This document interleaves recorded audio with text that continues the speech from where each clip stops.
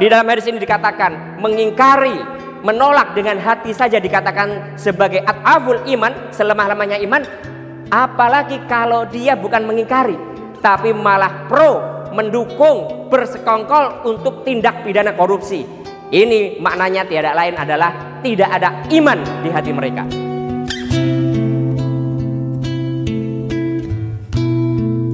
Bismillahirrahmanirrahim. Assalamualaikum warahmatullahi wabarakatuh.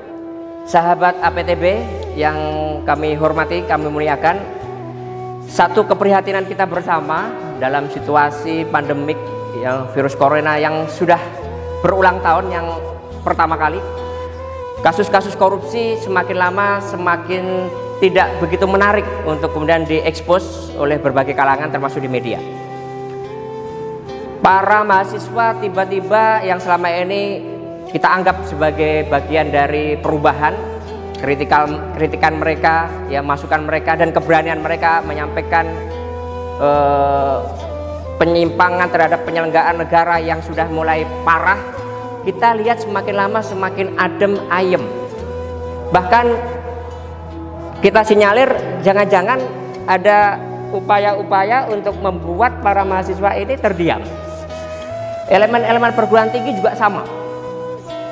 Para pengusaha sudah terkena juga, ya, jebakan-jebakan kekuasaan begitu. Sehingga kemudian kita kenal ada namanya oligarki, ya, para pengusaha yang sekaligus juga memegang kekuasaan, penguasa. Nah, teman-teman sekalian, sahabat APTB yang saya muliakan, ini adalah sebuah kejadian dan peristiwa besar. Kalau kita mengacu bagaimana syariah, ya, dalam hal ini adalah agama kita, agama Islam mengatur permasalahan ini. Kita kenal di dalam konteks sistem pidana Islam ada 4 kategori. Ada yang namanya bab pidana Islam yang disebut dengan hudud, ada yang jinayat, ada yang takzir, ada yang mukhalafat. Nah, ini sistem yang sudah paling adil, paling sempurna. Kenapa? Karena pelaksanaan hukum-hukum terkait dengan pidana kalau dalam Islam itu memerankan 2 fungsi sekaligus. Yang pertama, fungsi yang disebut dengan jawabir, dan yang kedua fungsi yang disebut dengan zawazir. Jawabir adalah penebus dosa. Jadi orang yang dihukumi selama masih ia hidup di dunia melakukan sebuah kesalahan, maka kelak di akhirat tidak akan dimintai pertanggungjawaban yang sama untuk perbuatan itu. Itu yang pertama yang disebut dengan fungsi jawabir. Yang kedua fungsi zawazir. Zawazir adalah fungsi pencegah. Mari kita lihat secara objektif, kita tidak melihat sanksi yang diberikan kepada para pemutus hukum di negeri ini memberikan efek jerak kepada para pelaku-pelaku korupsi. Gak ada efek jerahnya. Bahkan ada kejadian-kejadian yang parah, begitu dia keluar dari penjara, dia melakukan korupsi lagi. Itulah, ini kriminal yang luar biasa. Oleh karena itu dalam klasifikasi pidana kalau menurut Islam, menurut syariah, maka ada yang namanya hukuman yang disebut dengan hudud, jinayat, takzir, dan mukhalafat. Nah, bagaimana korupsi ini? Korupsi itu bukan masuk ke pidana seperti pencurian. Kalau pidana pencurian masuk ke bab hudud dan dia harus dipotong tangannya. Rasulullah sudah memberikan contoh berapa nisab pencurian yang sudah masuk kategori wajib dipotong tangan. Ya, dalam Al-Quran dikatakan wasyariku wasyarikatu faqau aydiyahuma. Pencuri laki-laki, pencuri perempuan, potong tangannya. Dan Nabi sudah memerintahkan, memberikan contoh sendiri. Bagaimana kalau pencurian di atas 1/4 dinar, nah 1 dinar itu 4,25 gram emas. Kalau 1 gram emas sekarang katakanlah 1 juta, berarti 4/1 gram emas. 1 dinar setara dengan 4/1 juta rupiah. Seperempatnya berapa? Seperempatnya kurang lebih 1,1 juta rupiah kurang lebih. Nah, kalau ada pencuri yang sudah melewati ambang batas itu, hukum yang ditetapkan oleh sang penguasa, ya, alam semesta ini, yakni Allah Subhanahu wa taala, apa? Potong tangan. Korupsi, ya, tidak masuk di bab hudud ini, dia masuk ke bab takzir.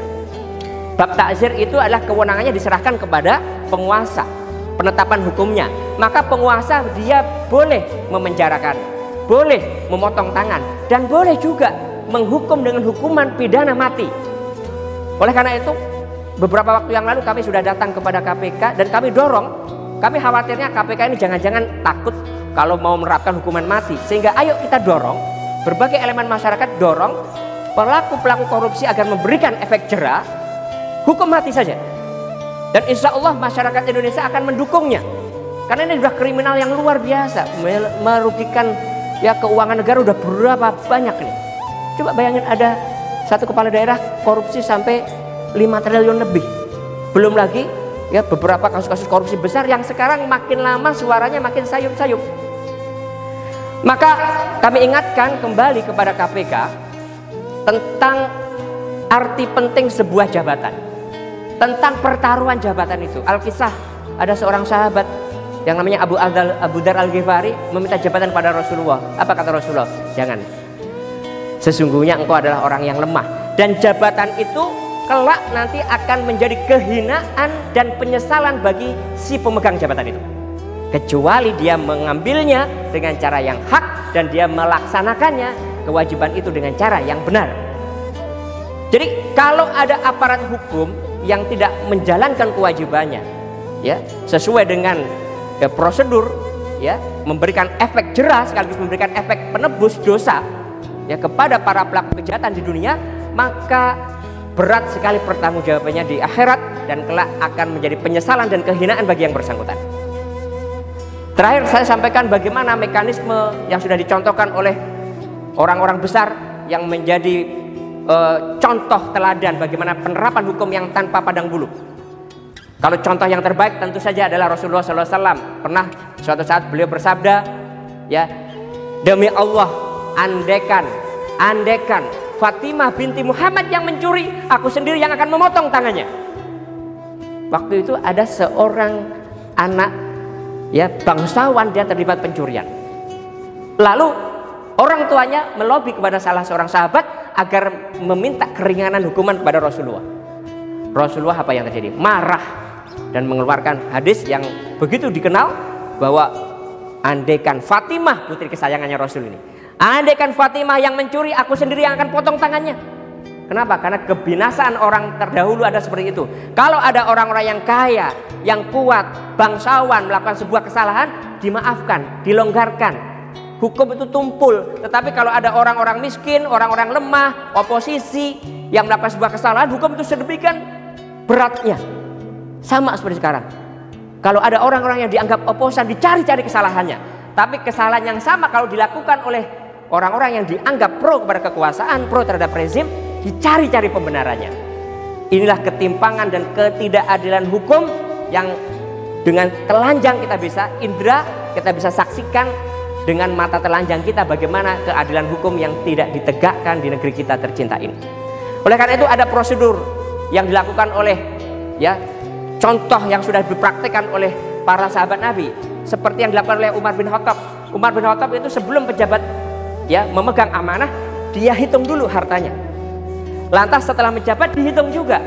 Jadi ada pembuktian ya terbalik, iya.